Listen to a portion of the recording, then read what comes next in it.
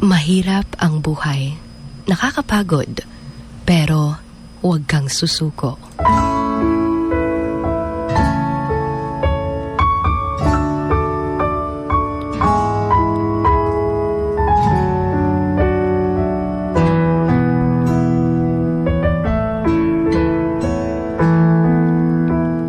Naranasan mo na ba yung akala mo wala ka ng pag-asa? Yung feeling na pagod ka na. Ubos na ubos ka pa.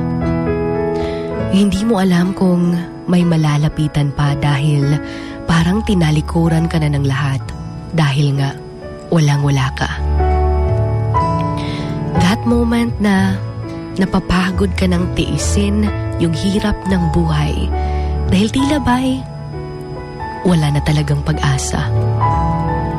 Kanabit ang feeling grabe na imong pagpaningkamot pero feel ni mo wala lagi gihapon.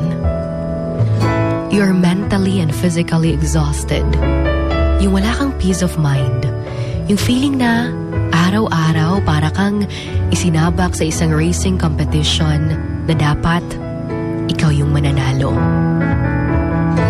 Ang hirap ng buhay.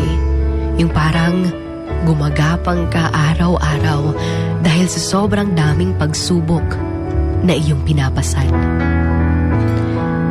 Naging sobrang buti mong tao sa iba. Pero ngayon, tila ba'y tinalikuran ka nila. Gikaya ni mo tanan tungod kay wala kay laing masandigan. Di pod ka pwede nga magsalig sa uban kay ikaw pod ang ilang gisaligan. Ang hirap, diba? Nakakapagod na, diba? Yung dumating ka pa sa point na ayaw mo nang maniwala pa na magiging okay ka. Kasi parang ganun pa rin. Kung kanusa super down ka, daghan pa jud kaayo ang mga nangawala sa imuha. Hindi mo alam kung saan ka palulugar. Hindi mo alam kung may pag-asa pa ba. Pero alam mo, minsan, akala natin sobrang bigat na ng problema natin. Until narinig natin ang problema ng iba. And doon natin na-realize nga wala ra di ay nakatunga sa iyaha ang imong problema.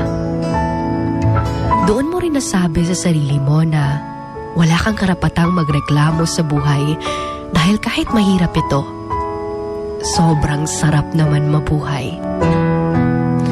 Huwag na huwag kang susuko dahil may pangarap ka pa. Di lang para sa imuhang kaugalingon, kundi para sa iyong pamilya.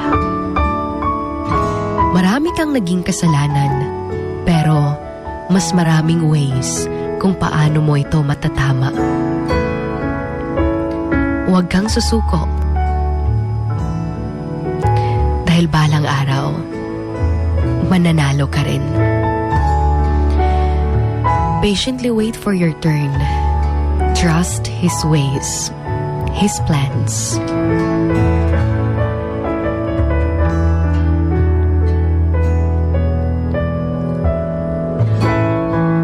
This is your Hugot Babe, Sugar Dolly.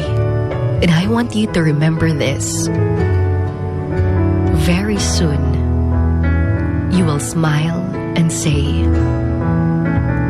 Lord, this is more than I prayed for.